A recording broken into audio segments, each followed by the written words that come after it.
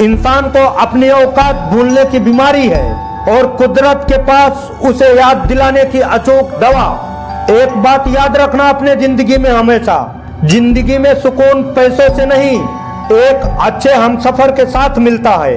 जिंदगी में सबसे बड़ी दौलत है एक ऐसा हमसफर जो हर हाल में आपका साथ दे।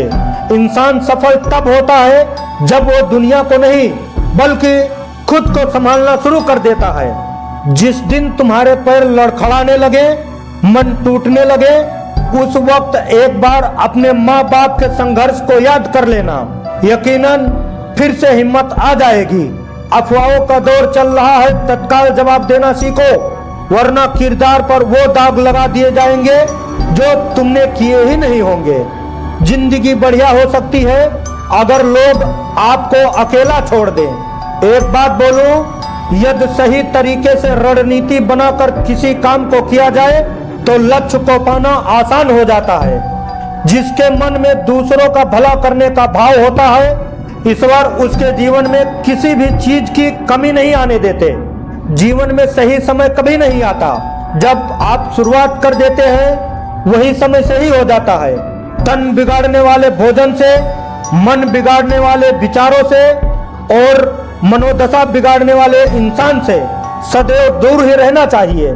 आजकल लोग रिश्ते खुद खत्म कर देते हैं, वह ऐसे हालात पैदा कर देते हैं कि आप खुद ही उनकी जिंदगी से चले जाओ ताकि सिर्फ वो आपको ही दोषी ठहरा सके।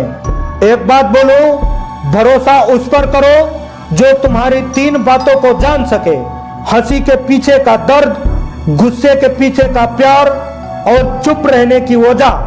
नफरतों के शहर में चालाकियों के डेरे हैं, यहाँ वो लोग रहते हैं जो तेरे मुंह पर तेरे हैं और मेरे मुंह पर मेरे हैं। समझौता ही पसंद नहीं था पर वही जिंदगी बन गया। आधा अधूरा कुछ भी नहीं चाहिए था पर नसीब में सब कुछ अधूरा ही रह गया। किसी में इतनी कमियां भी मत निकालिए कि वो आपको अपनी जिंदगी से ही निकाल दे। कद्र किया करो उन रिश्तों की जो वक्त बदलने पर भी साथ नहीं छोड़ते। गुस्से को कभी नफरत मत समझो, क्योंकि गुस्सा वही करता है जिसे तुमसे लगाव होता है। पाने से कहीं अधिक कठिन होता है उसे संभाल कर रखना, चाहे वह दौलत हो, इज्जत हो, प्रेम हो या कोई अच्छा इंसान। कागज रोते नहीं बस रुला देते हैं, चाहे वो प्रेम पत्र हो, रिजल्ट हो या फिर मेडिकल रिपोर्ट।